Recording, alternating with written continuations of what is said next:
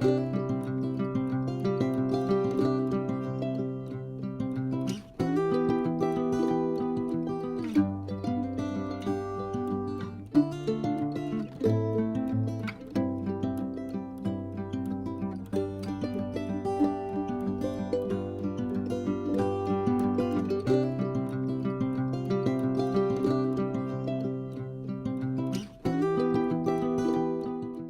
again, friends. Welcome back to Beavertown Outdoors, out here at the beautiful Beavertown compound. I'm John, if you're new here. Thanks for stopping by. If you've been here before, thanks for coming back. So today, I want to do a short video on what I got to do on pretty much a bi-weekly basis to maintain our outdoor wood boiler, which is a lot of the reason for all the wood you see here behind you, or behind me. And it's not a lot to do, but it's important maintenance to keep it running at optimal efficiency.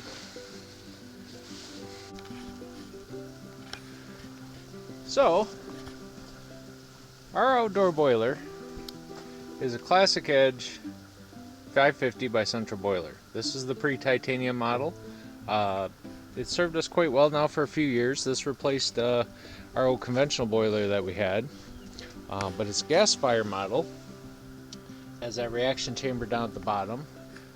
It works very well. It takes a lot less wood than we used to use, but it does require maintenance. Can be a little bit more of a struggle. So what I've done is I've actually, and I'm going to show you here real quick, one of the first things you have to do when you do the maintenance on it is turn it off, because you don't want to start fire when you're trying to do the maintenance, because you got to actually open up the reaction chamber and empty it out. So what I've done is I've actually let this burn down quite a bit. I hope you can see it in there. Burn down to just coals and ash. And what we're going to do is we're going to give a good scrape along the sidewalls here. And then we're going to take, and I'm going to actually stir the coal bed really well, try to get some of the ash down. I may scoop some of the ash out. We'll see how deep the ash is. I don't want to scoop all the ash out, because that's part of what actually keeps the helps to keep the heat and operate well.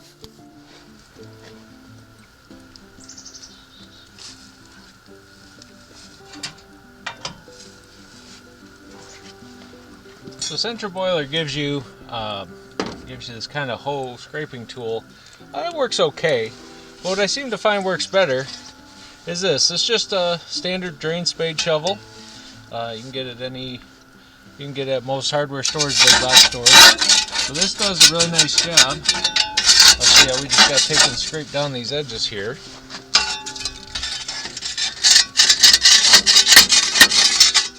And knock down some of this. This is all creosote. I know some of it looks like rust, but that's just kind of how I was worried about seeing that, but it's really nothing to worry about. I talked to my dealer about it. It's just something that happens. It's just minerals and that are in the wood that we use. So, did a little bit of a scrape there. Now, take this tool, which we're going to use again later, and we give the coal bed a good stir.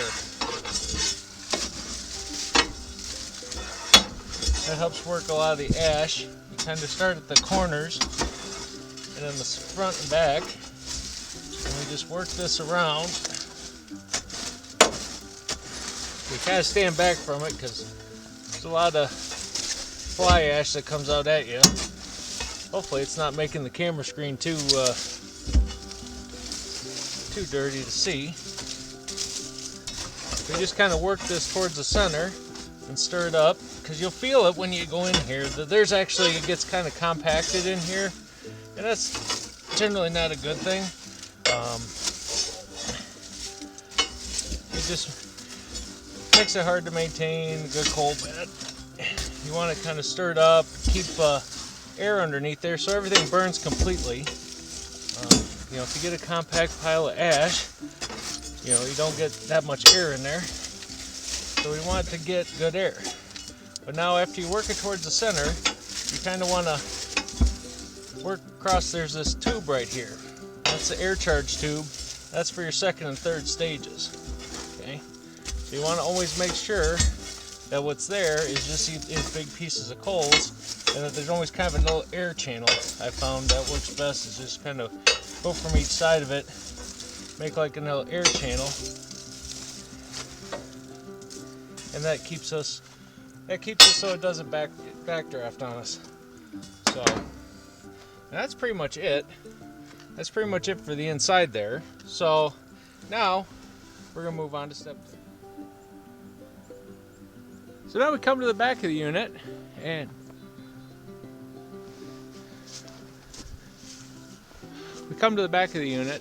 where we got our chimney, and back here there's a little cap, and we just pull this cap off in the T. You see all that ash that comes out, so we got to take care of that. And that I just generally take a hand with a glove and just pull this a little bit out here. Okay, I could put the garbage can under there, but you know, it ain't gonna worry about it. First rain, it's gonna go away anyway. No need to really brush this. I do it once in a while. I'll take a brush to it, but generally that's all I do there. And then, so we gotta get this tool again. And inside there is, and I'm not sure that you can see it, there is a little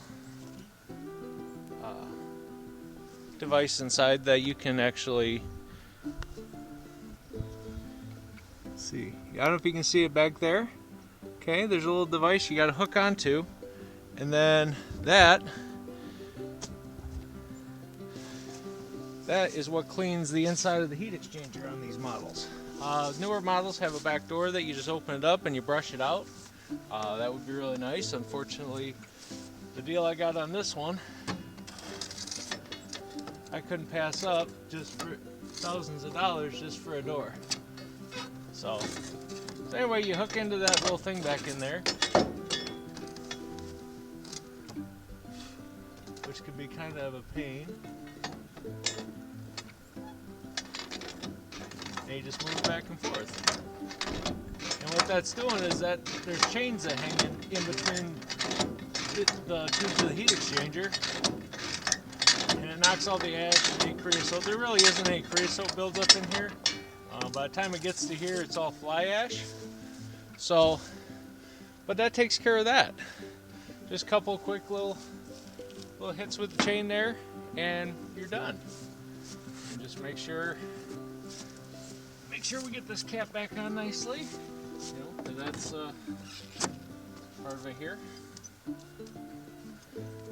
just little standard ring clamp that you use on insulated chimney. This unit has a 6-inch insulated chimney.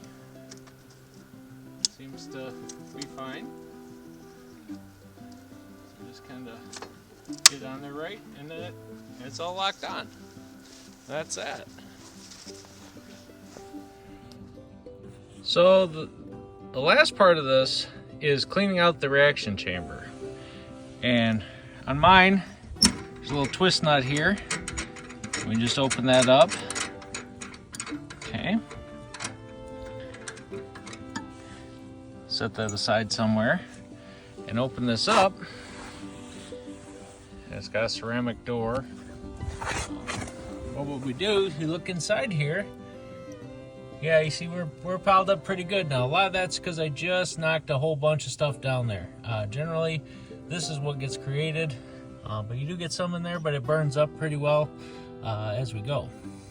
So part of the job here is I got to take the tool that Sensor Boiler gave, that hoe I talked about, which is this tool right here. All right, so we take that, and what I do is I'll start. Something was on there. I don't know what that is or what it came from. But I also have a big coal shovel here, and I usually put this here down at the bottom. Kind of makes it, because it props up nice there. It's a good catcher. And then over here, I have just a metal garbage can. Now, what comes out of here is normally not very hot, okay? It's just mostly fly ash, but you see when you do the bi-weekly cleaning, you end up with some coals that they inevitably fall down because you're really stirring the coal bed up. So basically, all we gotta do is, and I'll try to do this one-handed so you can see. Do this with just one hand for a little bit, and then I'll turn on, you can watch with the big camera. Basically, you take this tool and you run in here, and we just pull all that out.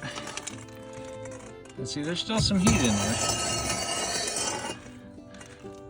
But we start by pulling out a bunch of the ash. Okay? So I'm gonna do this part and then I'll be back. Okay, so I got a majority of that stuff out of there. So now, but see, I can't get all the way back to the heat exchanger. So one of the things you got to do is up here, you can see the bottom, that's where the fire comes out, smoke and flames come out. You got that heat deflector back there, and that's got to come out. So what we do, the other use for this tool, is you take it, and I'm going to try and do this one-handed, but I do not guarantee this is going to work. I apologize, this is going to be really shaky. Okay, you basically, you got to get up in here, and you lift up.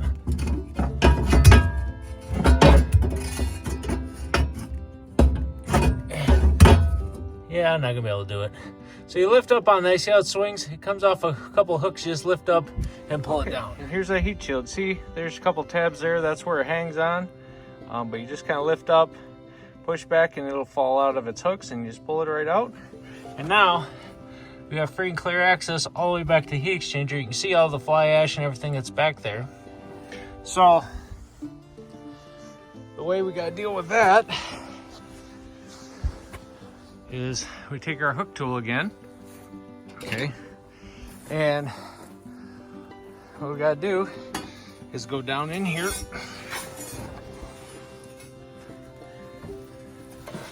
feed that hook to the back. Again, one-handed is not so much fun, but basically we go back here, get in between the heat exchanger, and just pull this stuff out. So I gotta do that with each one of those tubes back there. So I'll be back. So here, guys, you can see that's how much was still back there behind that heat deflector. You can kind of see where now you can see how far down those tubes go. They go all the way down to the bottom. Yeah, until you dig that stuff out, you're not gonna get it. So what I do is pull it up here to the front, and then I just pull that ash out into the shovel. And then that's gonna be done. Then we're just gonna put the heat deflector back in, close her up, put some fresh wood in there, and get her going. Pretty simple.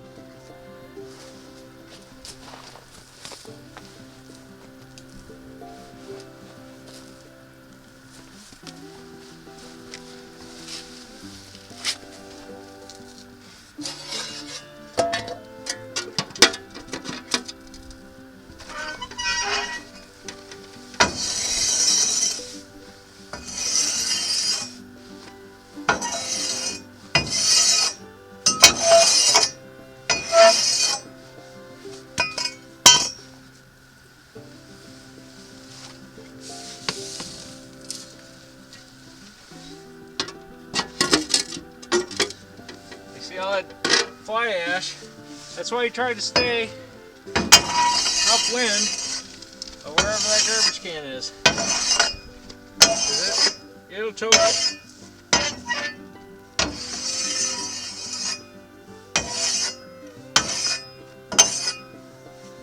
That's it. See, got the last little bit of ash out of there. And now, the last thing we gotta do is put this plate back in. So how we do that You hook it on here like so, and then you just kind of go up and hook it in. Sounds easy, doesn't always work out to be that easy though. I will admit, I struggle with it. What I gotta do is pretty much lay down so I can see it.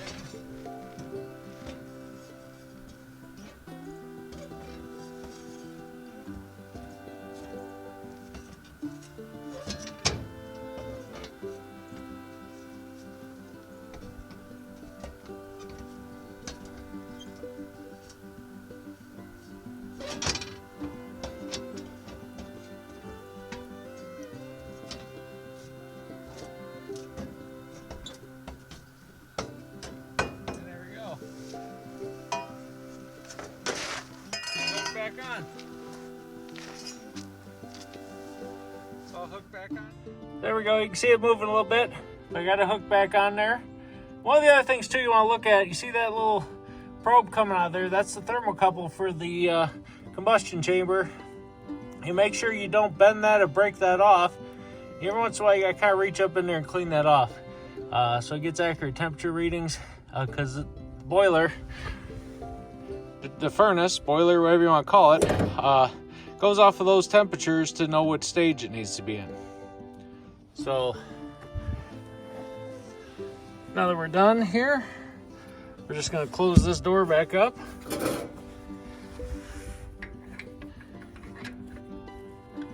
I'm not left-handed.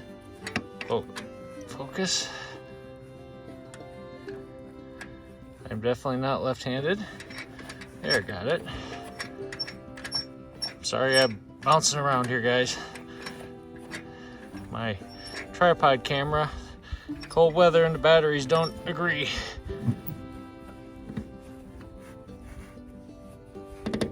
So we had to switch to using the phone. But anyway, make sure it's snug so you don't get any air leaks. And that's it. She's clean and we're ready to fire back up. So now we got her all cleaned up. We're ready for action. Now we just fire it back up. I'm gonna try to block the sun so you can kind of see the display. She's gonna come on, do her self-test. Fan kicked on. And we didn't do too bad. We got it done and we were only down to 172 degrees. It ain't that cold today. That's part of why I did this video today. You know, it ain't that cold, and one of the things you gotta be careful is you don't want this to get super cold. It takes a while, it'll kind of shock it and take a while to get back up to temp. Plus, you know, we heat the greenhouse with this, and there's actually that thermostatic valve that Central Boiler always gives you. Nobody uses this. It's actually in there. The thought was that I can deal with the greenhouse getting a little cold, you know, on a cold night, but you know, take some of the load off when there's a lot of load on the boiler. It lets the boiler catch up and get up to temperature before we start putting before we start heating the greenhouse. So you see now that the fan kicked on, now we still got coals in there and they're getting heated up. So what we're gonna do is to get the fire going really well, since we're starting with pretty much a bare coal bed. So I got my kindling box here. I'm gonna take some kindling and I'm gonna basically act like I'm doing a complete restart. So I'm gonna show that on the other camera, just because that's gonna take more than one hand.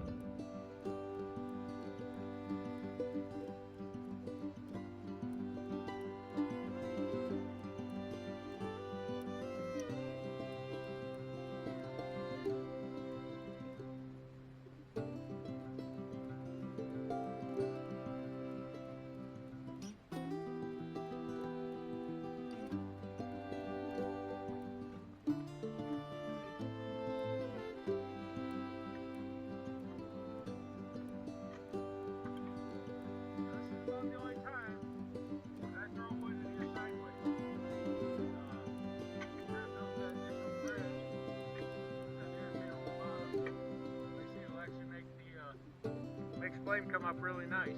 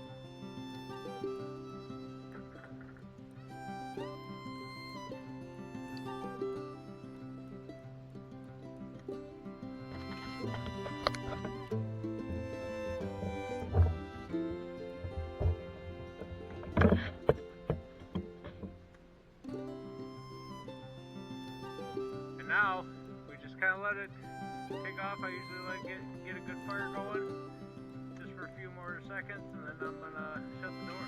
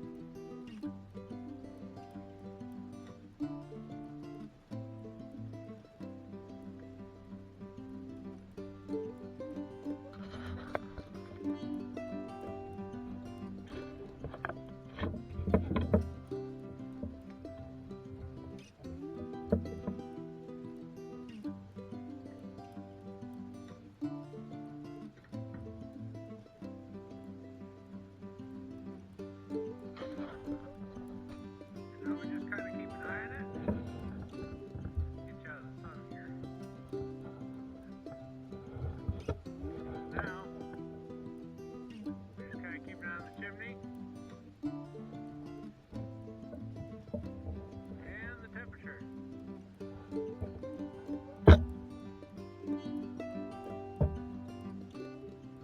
Wait for it to climb, go into its other stages. It just hit stage 2 because we're at 174 degrees and we're at 582. So this has 3 stages from, I guess, low temp to up to 550 is stage 1. Once it hits 550, it goes to stage 2. And then stage 3 kicks in at 750 degrees. That's going by that reaction temperature, fire temperature. And that's why that thermocouple in the bottom is so important.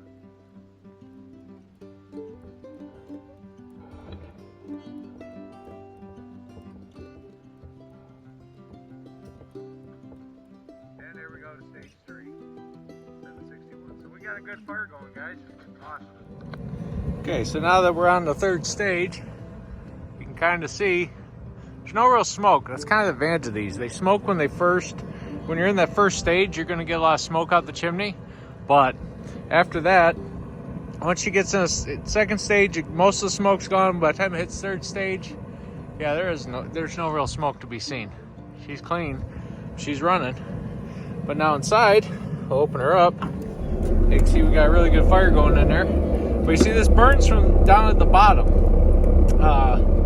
Basically it keeps fire going down at the bottom. And then all that smoke and everything that's channeled down first through the reaction chamber before it goes out.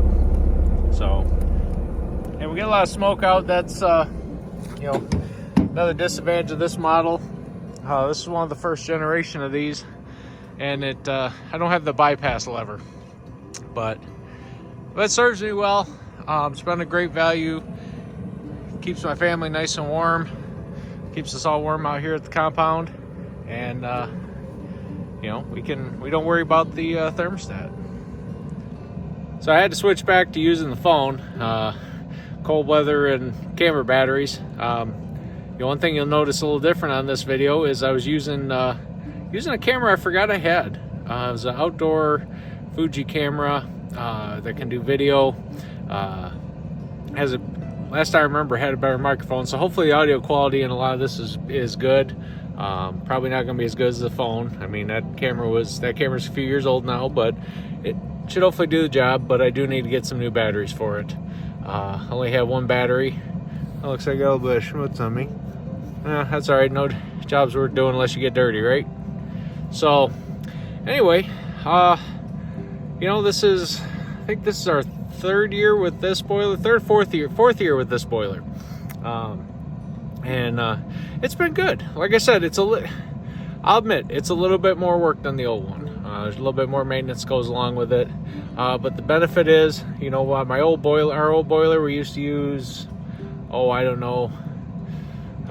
anywhere from, in a really good year, we'd use like 9 full cord. Bad year, we'd use 14. on a good year, I've gone on a warmer winter, I guess you'd call it, warm for Michigan winter. I think we just went over 5 cord, and that was only, we kept it going for well into a little farther than we usually go. I usually like this, depending on how fall is going, either second week October. Sometimes I'll wait until November if it's being a warm October, and then shut down. It depends. Michigan winter here likes to love you a long time, so won't be frigid cold in like April, but I've seen it actually snow all the way to the end of May, and I'm not even that far north. I know Mr. Life in the 906. I'm sure he'll be like, yeah, we still got 3, 5, 6, 10 feet of snow on the ground in June. And that's why I don't live up there, brother. Bless your heart. I'm glad you enjoy it up there, but yeah, it's too much snow and too much cold for me up there. It's enough here, down here below the bridge being a troll. So, but yeah, so as long as your wood's good and seasoned, there claims that you use almost half less wood. I'll buy it. Depends on the quality of wood, depends on what species, depends on how well it's seasoned. One thing I did notice, you kind of got to find that sweet spot in the size. I found what actually does work best with these. A lot of the guys it's one thing with the conventional boiler that we had, and a lot of people find is that you could put the big gigantic chunks. You basically take a giant round, split it in quarters if you split it at all. I always split wood when I was even the big chunks. My dad always taught me that you got to at least split it once. The bark holds the moisture in. I think a lot of people concur with that. I think there's actually some scientific basis to it, not just anecdotal. But I found with this, a good 4-inch split, this boiler likes it. Dry, hardwoods, 4-inch split, and it will actually burn the crappy wood too. I don't burn pine in this generally because pine's a hard one to get that sweet spot to where it's dry enough that you don't get creosote, but you don't let it go so long that it starts turning to powder. So pine we generally save for the campfire, but I have burned cottonwood in this successfully. Good dry cottonwood. It uses more. And it produces more ashes, less coals, more ash. Poplar will burn in it. Again, it's, you just do your timing. You be smart. I mean, if it's, if you're expecting below 0 temperatures during the day and below 0 teens at night, not time to burn poplar, cottonwood, or any of those kind of woods. Soft maple doesn't do too bad when it's dry. Uses a little bit more, but it still makes good coal, still does everything. This behind me is a mix of soft maple, hard maple. There's some oak in there. Not a whole lot of oak. Oak takes a long time to season, and I've learned that. The oak I had, I set it aside for next year because it's stuff that is, it was a year old. I might let it go for its second year. I'm gonna be having a lot more oak anyway. So yeah, but if you're picky on your species, you don't have to be too picky, and this will burn. I am drying out cookies to throw those in, those kind of things. You can still burn all that stuff. One thing that these really do love, and I just put the last of it in, is the slab wood. Joe and Dan on their podcast, Woodhounds. If you don't listen, check it out. If you like podcasts, makes for something great to listen to while you're splitting wood, let me tell you. You guys do an awesome job. I'd always love to be a guest one day. Anyway, but yeah, like they were talking about, is slab wood a good value? I cut slab for my personal use in this. One thing is the way these gas fires work is the more smoke the wood produces, the hotter it burns, the better it burns, more efficient. And that's one thing with the slab wood. You get a lot of bark, but it ends up, even when dry, it produces more smoke. There's enough wood on it to make coals, but that bark, as it burns, puts out a lot of smoke, and that's actually what this burns more. doesn't matter your conventional or your gas fire. You're not, what you're burning is the wood, the vapors, the carbon that comes off the wood. You're burning the smoke. But the thick smoke, that's incomplete burning, and these seem to do well with that with slab wood. So it's a good cheap way to feed these. Yeah, I mean, you can't, when you can get a bundle that's 2.5 face cord, or I don't know, I don't want to do the math. 2/3 of it, no, I'm not 2/3 of a cord, whatever. Anyway, 2/3 of a cord plus a half of a third of a cord, half a face cord, whatever. All right, I don't like getting in those arguments, sorry. Hate me if you want. That's what we go by here, is face cords, full cords, pulp cords. But anyway, yeah, so it burns those, when you get that for 30 to 50 bucks a bundle, and you're pretty much cutting it with the chainsaw. I've got the big long bar chainsaws. You just dive them into the pile. You gotta be careful doing that. It doesn't buck on you. But you can run into kickback. You gotta be careful. You get practiced at it. And they're actually fairly quick to process. It's a lot to stack though, because you get a lot of skinny pieces. Takes a long time to stack that. That to me, that's the biggest disadvantage on it. But anyway, yeah, so that's gonna do it, guys. I think that's gonna be it for us for today. If you like what you saw, please like and subscribe, and feel free to share. Gonna trying to shoot more than one video. I only get the weekends now to really work on wood and in the wood yard, so I'm gonna try to get a couple videos ahead, schedule them out, give you time to watch one and then another one come out. Trying to get better about it. I know I've been kind of hit and miss on getting these videos out, and I apologize for that, but thank you to everyone who's sticking by me on this. It really helps. I'm at 2,000 watch hours. That's awesome, on 25 videos that I've done. This is going to be number 26. I'm halfway to that 4,000 mark. Still need to work a little more on the subscribers. I'm around 200 subscribers now. Thank you to everyone who's subscribed. But if you watch and you're not a subscriber, hey, do me a solid and hit that subscribe button. It doesn't cost you a thing. It'll let you know when I put out a new video. You can choose to watch it or not. It's the beauty of this country. We all get to make our own choices. So, but anyway, that's gonna do it, guys. So from all of us here at the Beavertown Compound and Beavertown Outdoors, be good to each other, take care, be safe. I'm out.